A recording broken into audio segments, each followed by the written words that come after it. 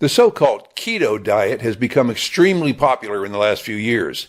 Keto focuses on eating foods that are high in fat, moderate in protein, and low in carbohydrates. Most people try the keto diet hoping to lose weight and lower their blood sugar levels. While results have been impressive, it should be noted that certain groups should not try keto. People with digestive disorders like irritable bowel syndrome or IBS. People at high risk for osteoporosis.